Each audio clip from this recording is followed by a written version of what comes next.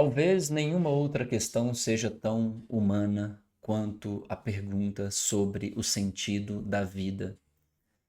Vamos para o trabalho, concebemos filhos, cuidamos desses filhos, ficamos desempregados, adoecemos, vemos as pessoas que amamos adoecerem e muitas vezes nos perguntamos qual que é o sentido disso tudo? Será que a vida tem mesmo algum sentido? Ou ela não passa de uma espécie de faísca entre dois grandes nadas, né? É como se fosse um instante ali de lucidez, de consciência e depois tudo simplesmente se apaga. São questões que nos ocorrem, né? Por que que eu todo dia faço o que faço se isso aqui, num sentido último, vai desaguar num absoluto nada? Para que tudo isso? É claro que as nossas questões, as nossas crenças particulares, elas ditarão a resposta para essa pergunta. Um cristão muito provavelmente dirá que não há esse grande nada depois que essa faísca se apaga, porque haveria então vida após a morte. Posição essa que também coloca-se em outras doutrinas. De todo modo, permanece a questão sobre o sentido da vida. Será que nós podemos, pelo menos, discutir essa questão em termos filosóficos? O que vocês acham? Eu não sei se você sabe, mas essa discussão sobre o sentido da vida é uma discussão bastante recente na filosofia, pelo menos de um modo organizado. É claro que ela está velada em diversas investigações filosóficas a partir de questões elementares, né? Por que que existe alguma coisa em vez de nada? Por que a natureza veio a tornar-se consciente de si mesma no curso da evolução, né? Ou seja, parece haver um certo sentido nisso. Então, eu decidi gravar esse vídeo para trazer um pouquinho da discussão de um ponto de vista filosófico aqui para vocês. Algumas respostas muito óbvias, elas não são tão óbvias assim, vocês verão, porque é uma coisa muito comum quando se fala em sentido da vida. A resposta mais habitual é: não há um sentido da vida de um modo geral. A vida não tem sentido algum. Quem dá a ela sentido somos nós, seres humanos. Então, à medida em que os seres humanos deixam de existir, a vida perde totalmente o seu sentido. Vamos falar sobre isso também. A base desse vídeo, a base bibliográfica desse vídeo, é esse livrinho aqui, Viver para Quê, que foi organizado e traduzido pelo Desidério Murcho, que é um professor de filosofia da Universidade de Ouro Preto. Esse livro é basicamente uma antologia, ele é um conjunto de ensaios, então nós temos aqui diversos autores tratando do tema, então temos Richard Taylor, temos Susan Wolff, eu vou falar um pouquinho sobre essas posições também. E eu quero trazer um pouco dessa questão aqui para vocês. E talvez a melhor forma de fazer isso seja primeiro distinguindo as duas noções que nós temos de sentido. Se nós estamos falando de sentido, é importante que tragamos então uma definição. A primeira definição, ela é instrumental. Por exemplo, se eu quero comprar pães, faz sentido eu ir à padaria. Ou seja, o sentido de eu ir à padaria é o desejo de comprar pães. Se eu fosse a uma sapataria para comprar pães, essa ação seria injustificada. E aqui nós temos então a primeira noção de sentido, que é uma noção mesmo instrumental. Nós fazemos determinadas coisas para alcançar determinados fins. Então, se eu estou sentindo dor de cabeça, eu tomo um remédio e parto do pressuposto que aquele remédio vai lidar com a minha dor de cabeça. Ou seja, tomar o remédio é um meio para eu atingir uma determinada finalidade. Todavia, nós sabemos muito bem que essa resposta ela não responde à questão como um todo, porque, por exemplo, nós podemos dizer que nós seres humanos nos alimentamos, que nós buscamos conforto, porque valorizamos a vida, porque queremos preservar nossas próprias vidas. Mas a pergunta fundamental ainda permanece: qual que é o sentido da vida? Então, mesmo que eu tenha uma finalidade instrumental, que possa ser ela, por exemplo, eu vou comer um prato de salada.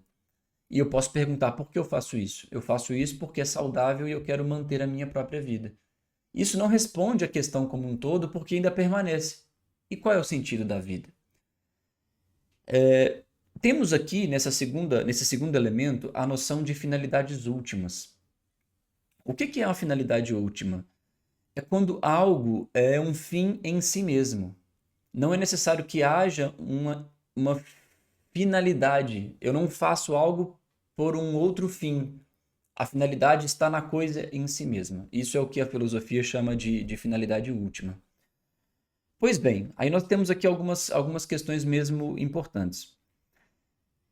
Chega a ser num certo ponto que a questão geralmente tende a ir para a felicidade, né? Nós fazemos as coisas para nos sentirmos felizes. Então a felicidade seria uma espécie de finalidade última. Então tudo que fazemos é feito pela nossa própria felicidade e os outros seres tomam o mesmo caminho. Eles fazem as coisas pela própria felicidade e pode-se até argumentar que fazem coisas também, como bem sabemos e como muito bem e isso é observável pela nossa conduta.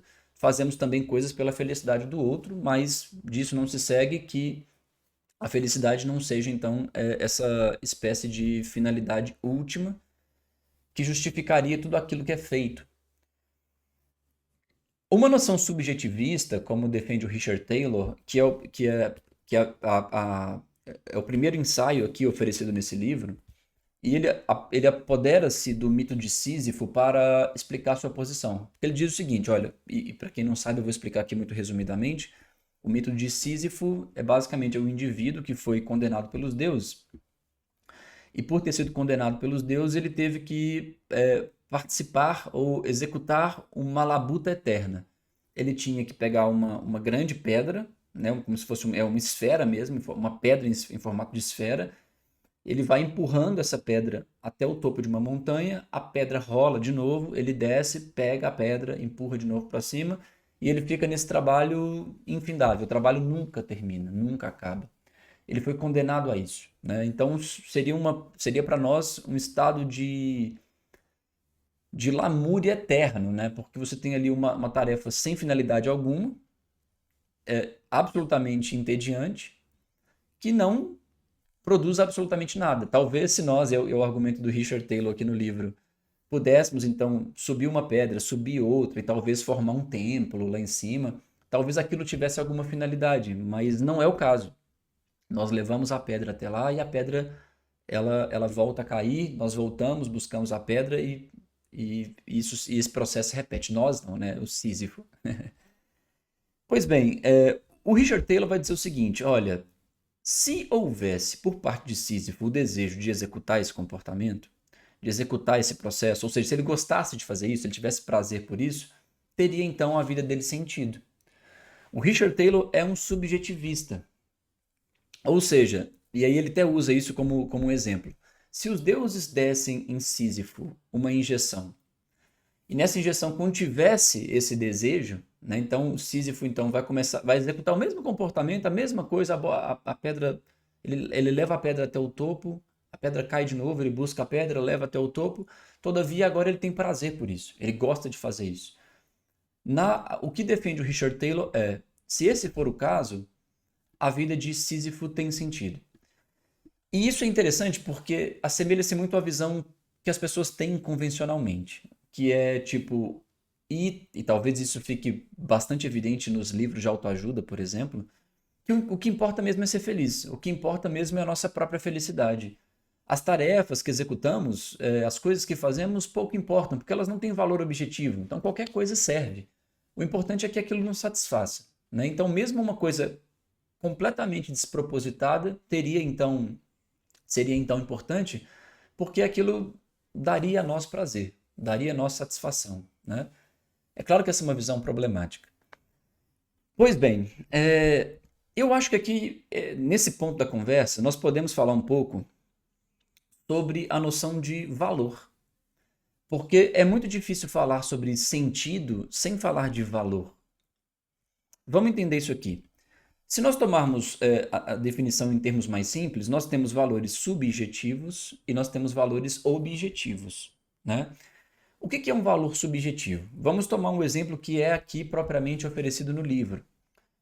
Imagine que eu estou andando às margens de um rio e aí eu olho para o rio que está ali tá meio revolto por alguma ocasião e vejo que tem um corpo boiando no rio.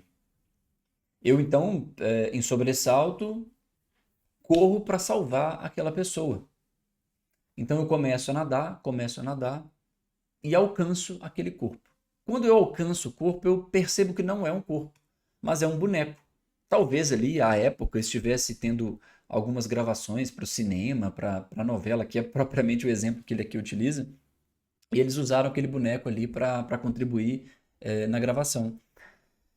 Quando eu percebo que não trata-se de um corpo, aquele objeto perde o valor que para mim ele tinha outrora. Entende? Essa é a noção de valor subjetivo. O valor daquilo está atrelado a mim, a minha pessoa. Né? Então, à medida em que ele não é aquilo que eu esperava que fosse, ele perde o seu valor. E isso é um valor subjetivo. Um valor objetivo é um valor que está atrelado a si mesmo. Nós falamos sobre isso agora também, né? Então, aquilo tem valor em si próprio. Isso aqui geralmente causa um certo problema, porque o que as pessoas pensam? E isso está muito atrelado à noção de absurdo, né, que se apresenta na filosofia, especialmente na filosofia literária.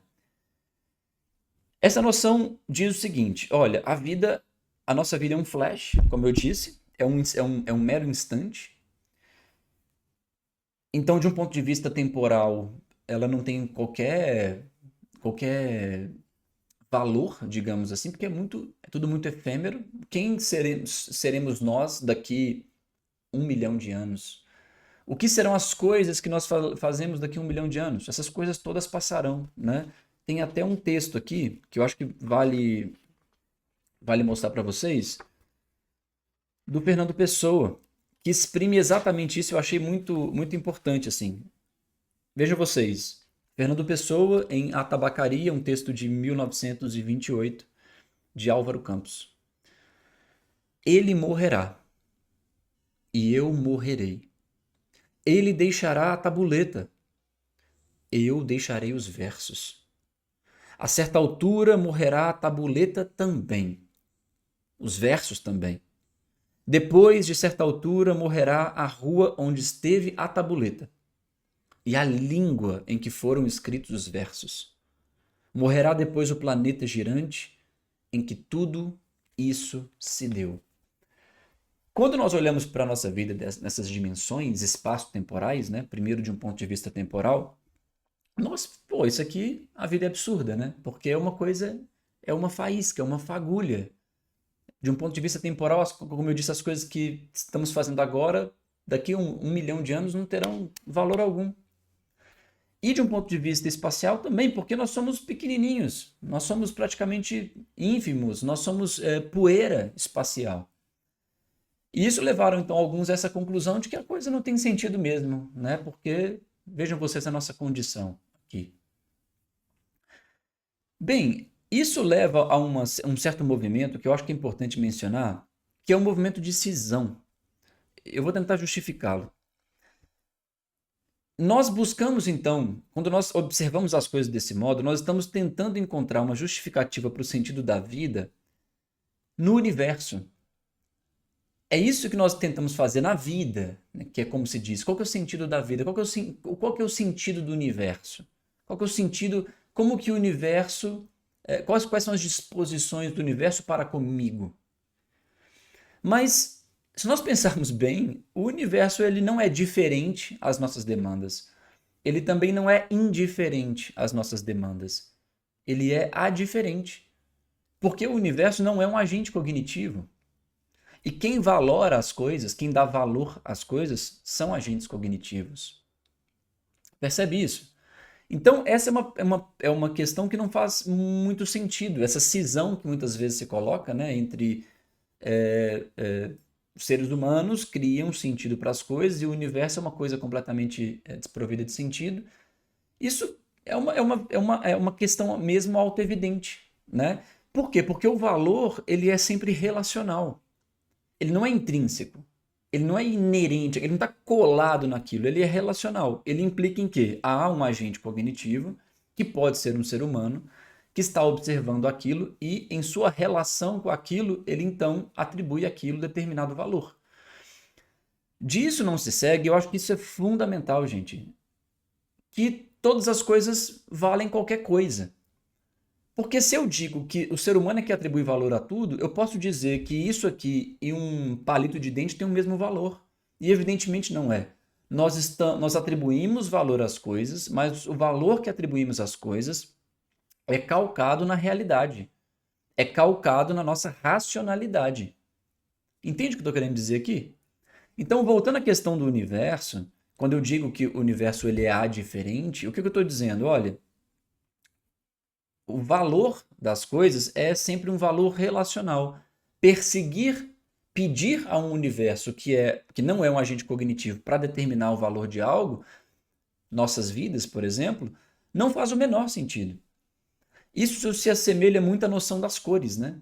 Então, eu estou aqui agora gravando esse vídeo, eu tenho aqui uma câmera diante de mim, eu estou vendo determinadas cores na minha tela mental, então essas cores, elas me alcançam, né?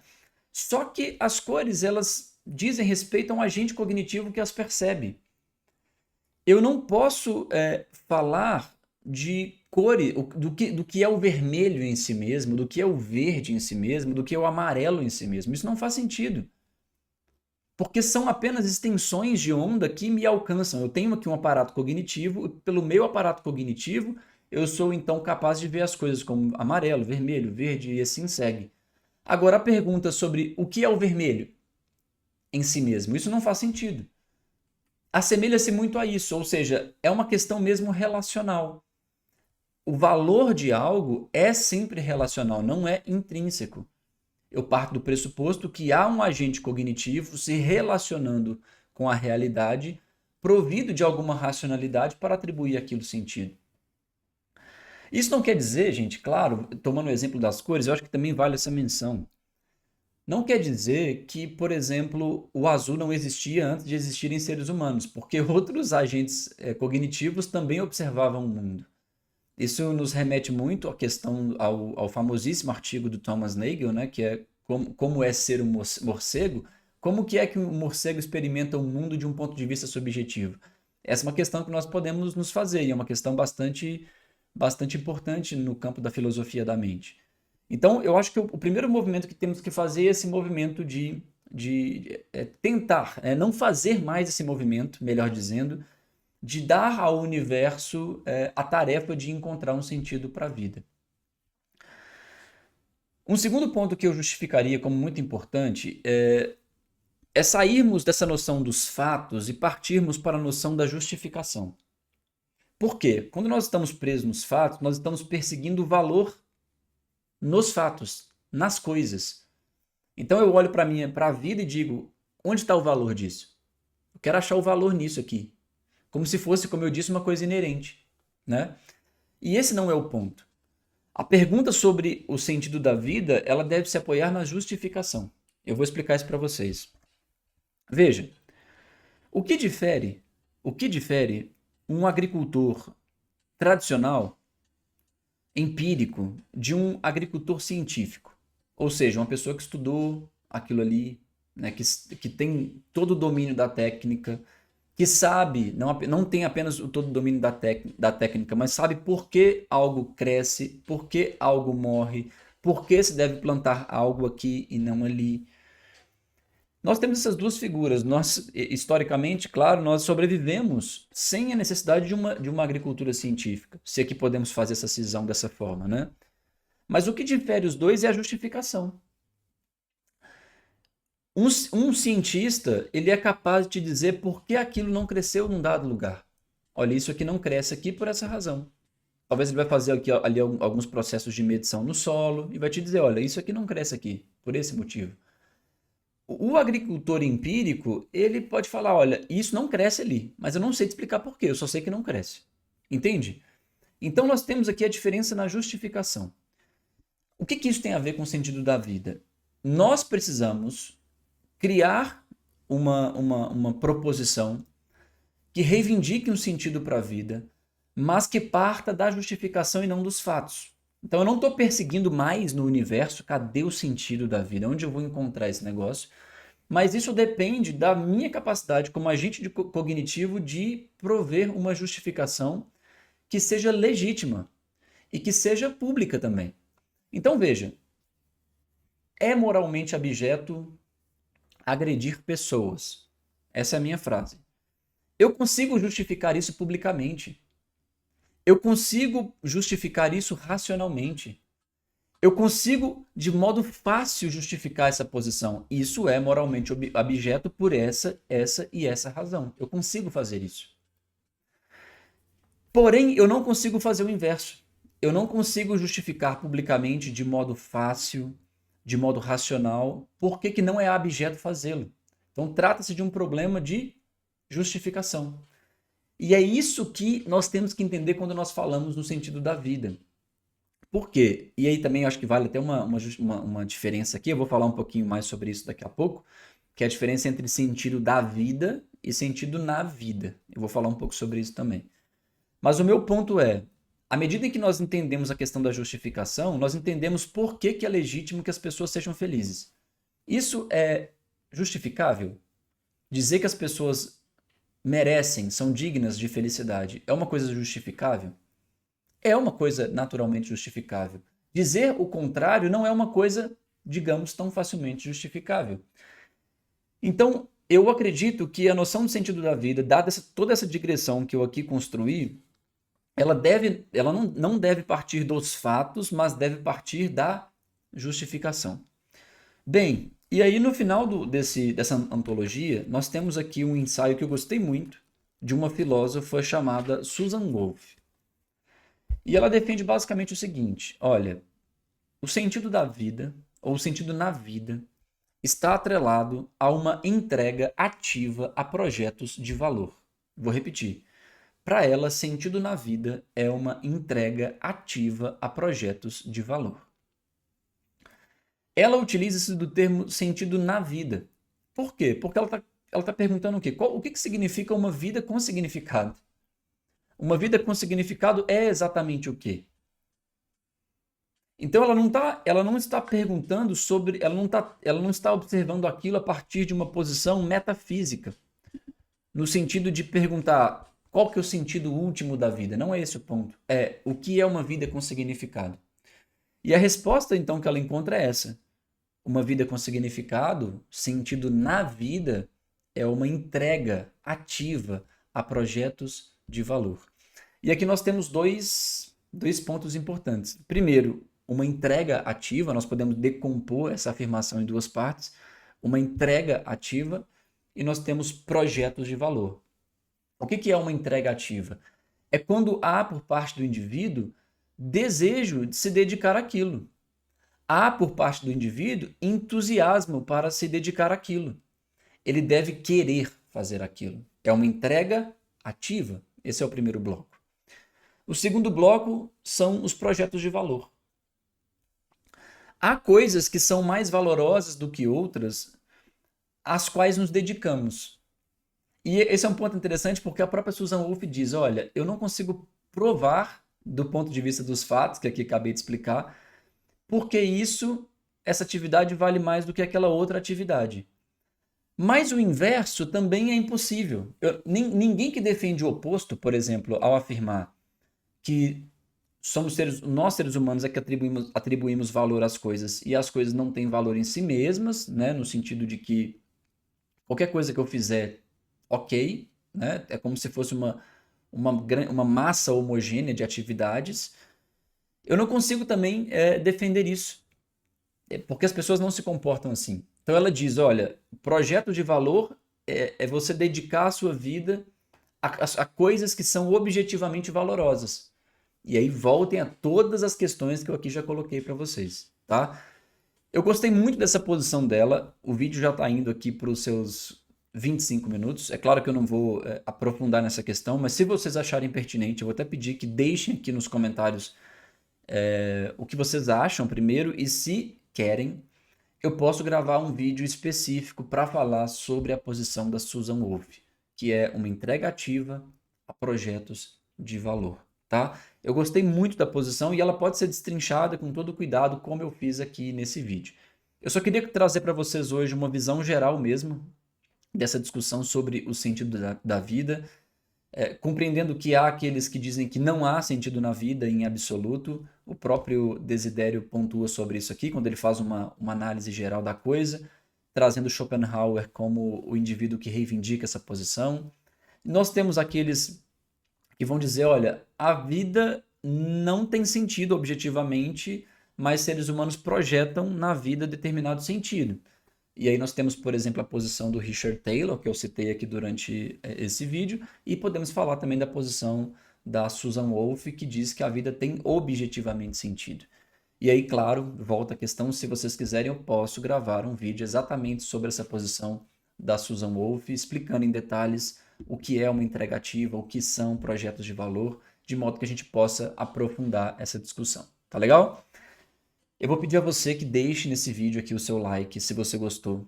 Eu vou pedir a você que se inscreva no canal se você gosta desses temas todos que orbitam a nossa existência, se você gosta de estudar sobre comportamento humano, se você gosta de pesquisar sobre essas coisas, se a psicologia, neurociência, filosofia são assuntos que lhes são caros, considere se inscrever aqui no canal, porque são esses os assuntos que nós tratamos aqui. E por fim, se você quer aprender mais sobre procrastinação, que é o assunto predominante aqui, é o assunto que eu venho pesquisando há muito tempo, se você sofre com a procrastinação e não consegue encontrar caminhos para lidar com ela, considere conhecer o Ímpetus. Eu vou deixar o link também aqui na descrição desse vídeo, que é o meu programa completo sobre a procrastinação. Nele eu explico o que é a procrastinação, como ela funciona, como ela se relaciona com as nossas emoções, quais são as estratégias e práticas que podemos desempenhar para lidar com a procrastinação e assim segue, tá bom? Então, o recado está dado, nos vemos aí no próximo vídeo. Até mais!